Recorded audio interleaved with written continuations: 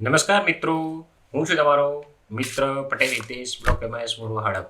હવે પછી આપણે એક્સેલના નાના નાના જે ફોર્મ્યુલા છે એ દરરોજ એક એક વિડીયો હું અપલોડ કરીશ અને એક એક વિડીયોથી આપણે પૂરું એક્સેલના બધા ફંક્શન શીખી લેશું. એટલે આજનો વિડીયો છે પહેલો કોન્કેટિનેટ. કોન્કેટિનેટ એક ફંક્શન એવું છે, ફર્સ્ટ ક્લાસ છે, જોરદાર છે. તમને એક્સેલમાં કામ કરીને બહુ મજા આવશે. ઘણી વખત આપણે એક્સેલની અંદર બે વેલ્યુને ભેગી કરવી હોય ને ત્યારે આપણે કઈ રીતે કરવી એ આપણે સમજાતું નથી. તો એક આ ઈઝી ફંક્શન છે. એક આ ઈઝી ફંક્શનથી તમે બે વેલ્યુ એટલે બે સેલની વેલ્યુને તમે જોઈન્ટ કરી શકો. એ કઈ રીતે હું તમને બતાવું. જો જેમ કે અત્યારે મારે આ એક ડાયસ કોડ છે શાળાનો, બરોબર? એ હું હાઈડ કરી દઉં એટલે તમને મજા આવે જોવાની અને થોડુંક ઝૂમ કરી દઉં. જેમ કે મારી પાસે આ બે વેલ્યુ છે, એક આ ડાયસ કોડ છે અને એક આ શાળાનું નામ છે. હવે મારે આગળ ડાયસ કોડ જોઈએ છે અને પાછળ શાળાનું નામ જોઈએ છે. તો મારે શું કરવું? તો એક ઈઝી અને ફાસ્ટ વેથી થાય એવું ફંક્શન છે કોન્કેટિનેટ છે. તો કોન્કેટિનેટનું તમને પ્રેક્ટિકલ આવું. એની પહેલા આપણે કોન્કેટિનેટના સિન્ટેક્સ જોઈ લઈએ. એ કઈ રીતે કામ કરે છે ને કેવી રીતે આપણે એની અંદર રાઇટ કરવાનું છે. તો કોન્કેટિનેટ એ તમે ઇઝ ઇક્વલ ટુ થી સ્ટાર્ટ કરી શકો છો અને બ્રેકેટમાં ઓવર કરી શકો છો. એટલે બ્રેકેટ એટલે કાઉન્સમાં જ મૂકવાનો છે, બીજું કંઈ ખાસ છે નહીં. હવે આની અંદર કેવું છે કે આ એક વેલ્યુ છે એટલે એક સેલની વેલ્યુ ગણો કે તમે એક વસ્તુ લખો, બરોબર? એવી રીતના હોય છે. ત્યારબાદ કોમા કરવાનો. કોમા કરી અને પછી આ બે ઇન્વર્ટેડ કોમા છે એટલે શું? બે ઇન્વર્ટેડ કોમામાં કોઈ તમારે સ્પેસ મૂકવી હોય, બરોબર? એટલે આ બે વેલ્યુ છે. જેમ કે અત્યારે હું આને ફંક્શન રન કરાવું તો એક્સેલમાં આ રીતે રન થશે. હેલો પછી સ્પેસ પછી WORLD આ રીતે આપણું થાય. આનું પણ હું તમને ડેમો બતાવું છું, પણ આ તો આપણે ચેક કરવા પડશે. આવી રીતના તમે પછી આના પછીની વધારે વેલ્યુ તમારે એડ કરવી હોય. જેમ કે હું એક કોમા કરી પાછું ઇન્વર્ટેડ કોમામાં 1 2 3 કરી ઇન્વર્ટેડ કોમા ઓવર કરી દઉં તો અહીંયા પાછું સ્પેસ થઈ અને 1 2 3 આવી જશે. આપણે જે ઇન્વર્ટેડ કોમા છે અહીંયા આપણે જે કોઈ પણ ટેક્સ લખતા હોય ને, ટેક્સ લખતા હોય ત્યારે જ તમારે ઇન્વર્ટેડ કોમામાં લખવું છે. જો સેલની વેલ્યુ તમે એડ કરતા હોય તો તમારે ઇન્વર્ટેડ કોમા લખવાની જરૂર નથી. હું તમને ડેમો હમણાં બતાવું. હવે જે તમને હમણાં કર્યું તે જ કોન્કેટિનેટ પછી inverted comma hello over bracket. હું સ્પેસ નથી આપતો, ડાયરેક્ટ લખું ઇન્વર્ટેડ કોમા વર્ડ ઓવર એટલે આખું લખાઈ ગયું. જો વચ્ચે સ્પેસ નથી, હેલો વર્ડ ડાયરેક્ટ છે. હવે એની અંદર મારે સ્પેસ મૂકવી હોય તો કઈ રીતે? હેલો વર્ડ જે છે જ્યાં મેં કોમા કર્યું છે ત્યાં ઇન્વર્ટેડ કોમા ડબલ વાર પછી કોમા આપવાનું અને અહીંયા વચ્ચે સ્પેસ કરવાની. અહીં હું સ્પેસ કરીશ તો સ્પેસ થશે, વચ્ચે ડેશ કરીશ તો ડેશ થશે અને કોઈ પણ કેરેક્ટર સ્પેશિયલ કેરેક્ટર મૂકીશ એની અંદર આવશે. જો અત્યારે હેલો વર્ડમાં સ્પેસ આવી ગઈ.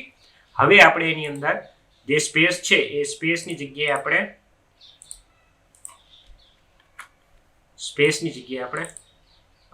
કોઈ વેલ્યુ મીન્સ કે સ્પેશિયલ કેરેક્ટર મૂકી. જેમ કે એટ ધ રેટ મૂકીશ ને એટલે હેલો @ વર્ડ આવી ગયું. એવી રીતના @ ની જગ્યાએ હું અંડરસ્કોર મૂકું તો હેલો _ વર્ડ આ રીતે આવે. આ થયું આપણું આપણે ટાઈપ કરેલી વસ્તુ. પણ હવે એક્સેલની અંદર બે સેલવાળી વેલ્યુ છે એને જોઈન્ટ કઈ રીતે કરવાની? તો એને પણ એવી રીતના ઇઝ ઇક્વલ ટુ કરવાનું. પછી કોન્કેટિનેટનો ફંક્શન લખો, તમે CON લખશો તો આવી જશે, પણ છેલ્લે તમને ખ્યાલ હોવી જોઈએ કે કોન્કેટિનેટ આ રીતે થાય છે. CONCATENATE. ઓકે, એને આપણે સિલેક્શન કરી લીધું અને આપણે ટેપ મારી દીધું એટલે આપણું બ્રેકેટ સ્ટાર્ટ થઈ ગયું. હવે બ્રેકેટ સ્ટાર્ટ થઈ ગયું એટલે બે વેલ્યુને આપણે જોઈન્ટ કરવાની છે. તો જોઈન્ટ કઈ રીતે કરવાની? તો આની અંદર જે પણ સેલ તમારે સિલેક્શન કરવાનું હોય એ સેલ કરી લેવાનું સિલેક્શન. હું જો અત્યારે પેલો સેલ સિલેક્શન કરું છું, ક્લિક કર્યું, થઈ ગયું J2. બસ આપણું કામ પૂરું. ત્યારબાદ પછી કોમા પછી થઈ ગયું બીજી વેલ્યુ થઈ ગઈ.